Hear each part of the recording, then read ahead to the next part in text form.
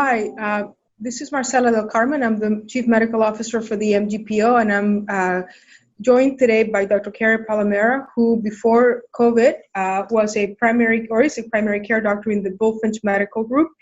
And during the COVID pandemic, she has been reassigned and charged with lifting up or bringing up the RIC clinic at 175 Charles River Plaza.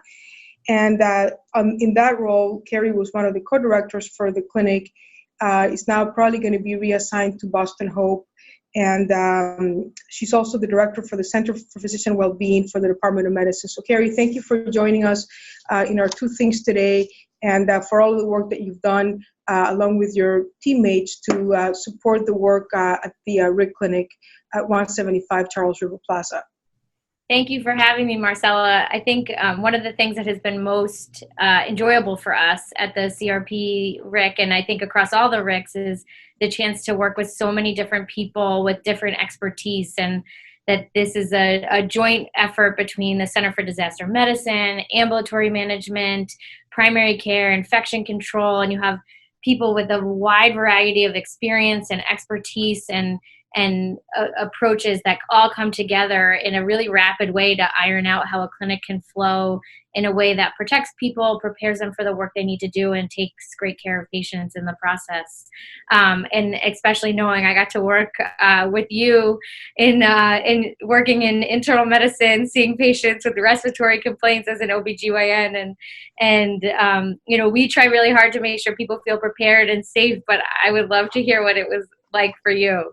Absolutely, and I have to say that having gone through the training before coming to my first RIC session was really helpful. I was really scared and worried that the training would not be sufficient to take somebody like me who hasn't done essentially internal medicine since my third year of medical school 25 years ago. I was pretty anxious, and I felt better and better as the day approached because I went through the training program. I thought that the Zoom training on just how to do a visit in the RIC clinic was super helpful.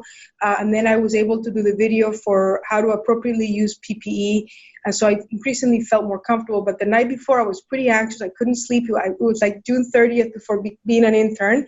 And I decided to read up on UpToDate how to treat pneumonia and respiratory illness. And the more I read, the less adequate I felt. And when I walked into the clinic and I saw you that afternoon, I have to say it was such a therapeutic intervention because I knew I was going to be okay.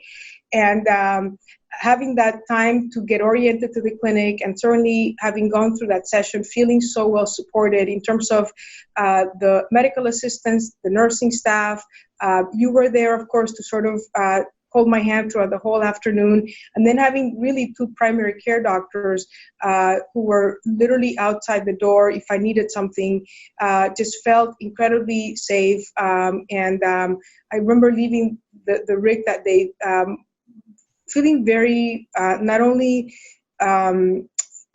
much more comfortable, but also very proud to work at a place like this, understanding the amount of work that must have gone into putting together a program like that without a real script in terms of not having, I'm sure, and I'd love to hear from you, your experience of putting the clinic together, not having done that kind of work before.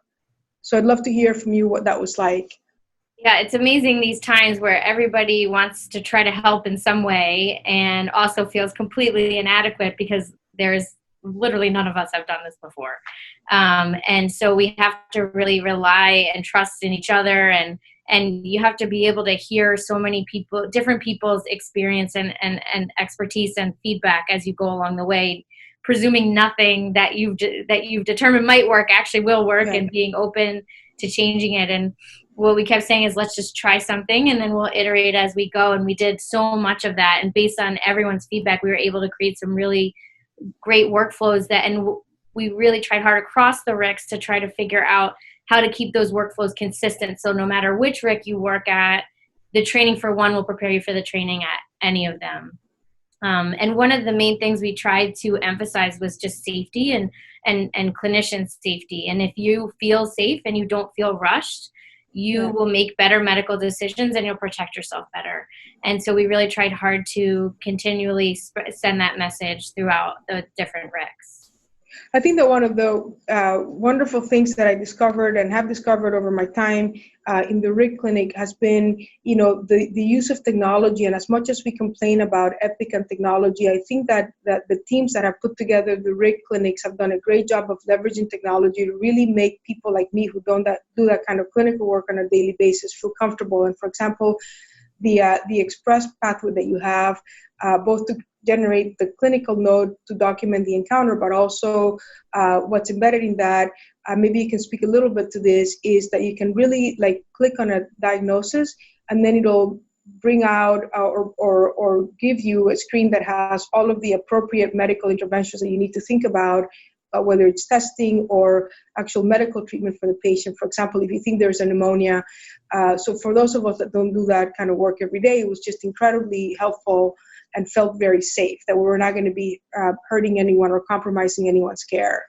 Yeah, and what we tried to build is to figure, all you have to do as the clinician is to figure out what do you think you're treating, and then through the beautiful platform that Larry Stratton and others built, and that Jackie Chu really refined from both the ID and the primary care standpoint, we work together to build it so that they will walk you through the visit. All you have to do is pay attention to what you think might be going on clinically, and the rest will be there to guide you in your decision making and your documentation, so that the whole thing is really seamless. And I've never been a Epic Smart Block Smart Form lover, and Larry Stratton completely changed my ways, and I found myself being such a pardon the phrase, but an Epic geek as I was onboarding people. I'm like, oh, it's so beautiful, it's so elegant, and I'm like, am I really talking about Epic right now?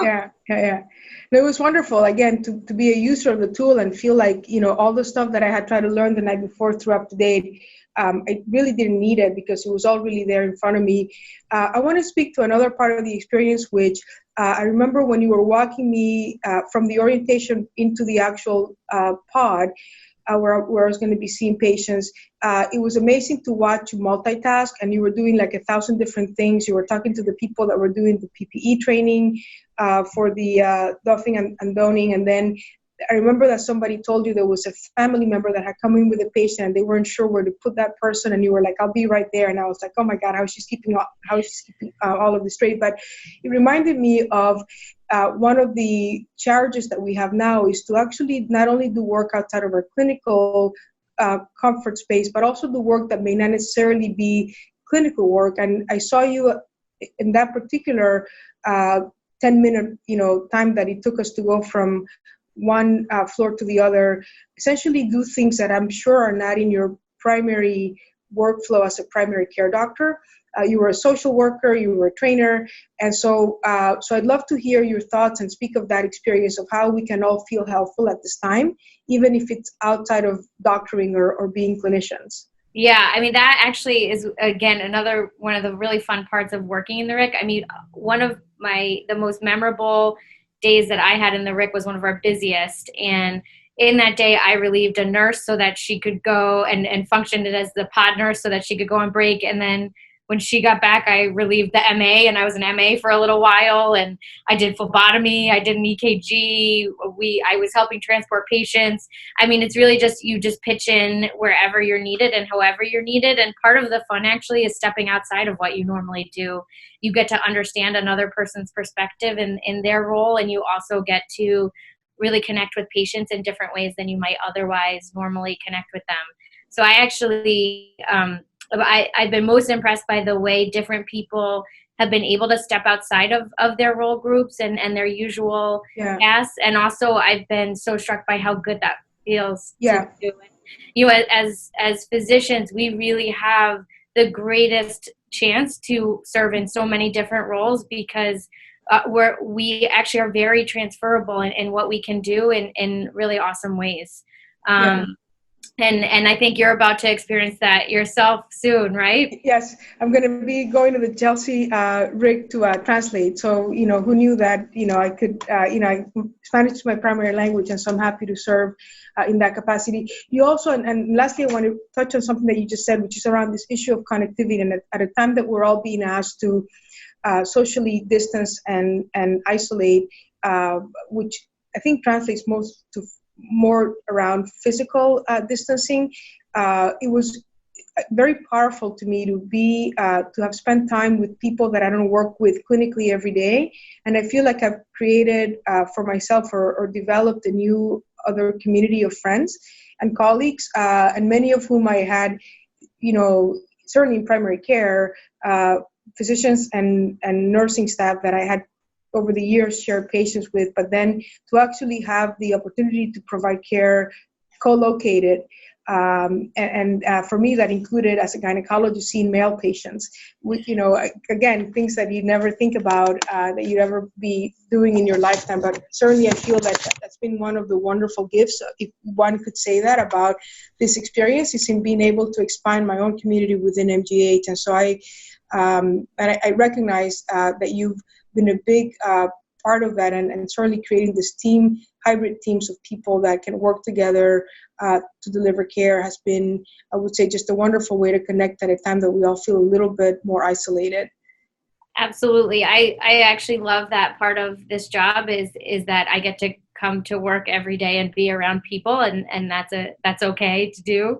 And so it's been a really nice way to connect, and like you said, across all different departments and divisions and role groups. And so I would encourage anybody who's feeling like they want to help to just think really broadly about what that could mean for them and what your skill set could be and how it could be applied in different ways, because there's so many opportunities still to be helpful that that could be really impactful.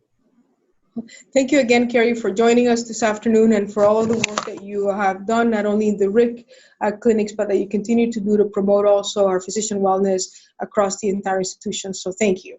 My pleasure. Thank you.